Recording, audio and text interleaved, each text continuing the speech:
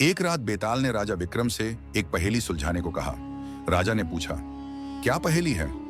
बेताल मुस्कुराया और बोला, राजा विक्रम, एक समय की बात है, एक धनी ब्राह्मण थे जिनका नाम विष्णु स्वामिन था, जो एक बड़ा यज्ञ कर रहे थे। उनके 3 बेटे थे, जो 3 विशेष चीजों के प्रति बहुत ही नखरे वाले थे। सबसे बड़े बेटे को खाना लेकर नखरे थे, दूसरे को महिलाओं के बारे में नखरे थे और तीसरे को बिस्तरों के बारे में नखरे थे। विष्णु स्वामिन को अपने यज्ञ के लिए एक कछुआ चाहिए था, तो उसने अपने तीनों बेटों को कछुआ लाने के लिए भेजा। वे तीनों कछुआ तो ले आए, लेकिन किसी ने भी उसे छुआ तक नहीं, क्योंकि हर किसी ने यह दावा किया कि वह दूसरे से ज्यादा नखरे वाला है। अब इस विवाद को सुलझाने के लिए वे राजा के पास गए। राजा ने यह मामला सुलझाने के लिए उन्हें 3 परीक्षण देने का निर्णय लिया। पहले बेटे को बुलाकर एक बहुत ही शानदार भोज दिया गया, लेकिन पहले बेटे ने खाने से इनकार कर दिया, क्योंकि उसने चावल में जलने की गंध महसूस की, जो कि मरे हुए शवों जैसी थी। जांच करने पर राजा ने पाया कि चावल उस खेत से आया था जो शमशान घाट के पास था। फिर राजा ने दूसरे बेटे का परीक्षण किया।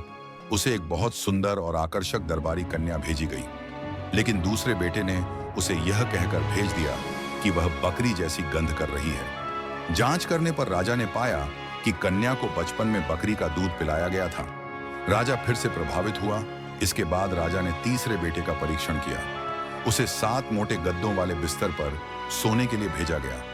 रात के बीच में तीसरे बेटे ने बहुत दर्द महसूस किया और उसके कंधे पर एक लाल निशान था।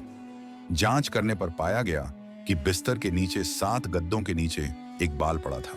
राजा तीनों से प्रभावित हुआ और यह निर्णय नहीं कर पाया कि कौन सबसे अच्छा है, लेकिन उसने तीनों की विशेषज्ञता को अपने दरबार में काम में लाने का निर्णय लिया। इस तरह विष्णु स्वामिन अपना यज्ञ पूरा नहीं कर सका। बेताल रुकता है, इन तीनों में सबसे ज्यादा नखरे वाला कौन है? विक्रम बहुत सोचने के बाद जवाब देते हैं, तीसरा बेटा, क्योंकि उसके पास उस लाल निशान का ठोस प्रमाण था। अन्य दोनों ने शायद जानकारी कहीं और से प्राप्त की हो। जैसे ही विक्रम ने अपना उत्तर दिया, बेताल फिर से पेड़ पर गायब हो गया।